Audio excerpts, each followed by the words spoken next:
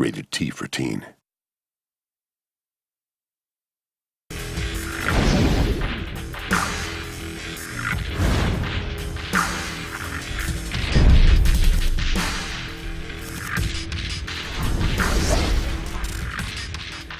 Blacklight, the world takes place in a fictional city called Balak. Basically, Eastern European city, somewhat based on Budapest.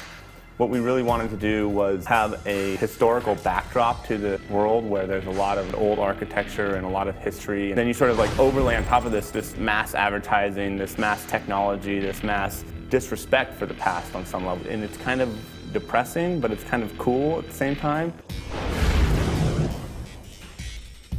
Net warfare is what we foresee with the new technologies that are happening. I actually read an article a while ago that was talking about how the problem with battlefields today is not lack of information, it's too much information. Building on that sort of concept, there's this whole sort of information warfare systems going on.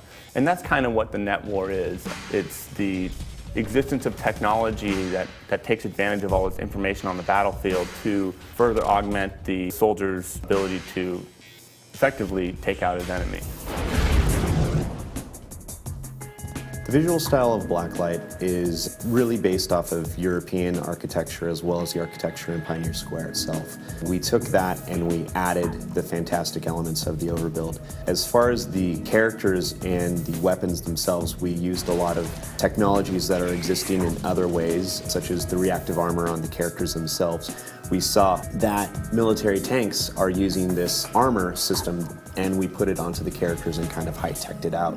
So we're using a lot of the systems that we're seeing and kind of revamping and reusing the objects into new and more imaginative ways. You know, when we first started looking into this game, we went out and basically looked for cool environments. You know, like one of the first things we looked at were like canals. Thinking in Eastern Europe, either drained or there's low-lying water, and how would that impact into like level routes and things along those lines. And we definitely worked from a perspective of gameplay first.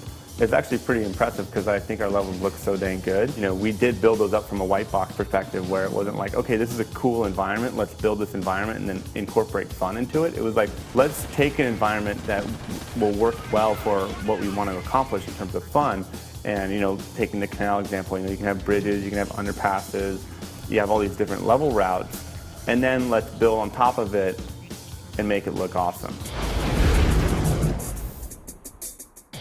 The HUD with Blacklight is the idea that you're looking through a visor. That's why when someone throws normally a flashbang grenade, it actually EMPs the visor. And so you can't see because of these reasons. What we did was reimagine the visor and the technology behind it.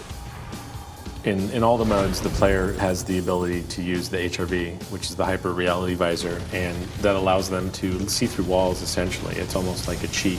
And that was one of my biggest concerns in making these maps. But in the end, we got it in the game, we tested it, we limit the player how much they can use it so it's not unbalanced. What it does, two things. It helps new players find their way around the map, which is great. You can spawn in, and if you've never been in the map, you can put that thing down and you can go, the action's over there, and I can go over there. And then once you've learned the map, now you can start to use it a little more tactically. You can be like, oh, well, I'm going around this corner, bam.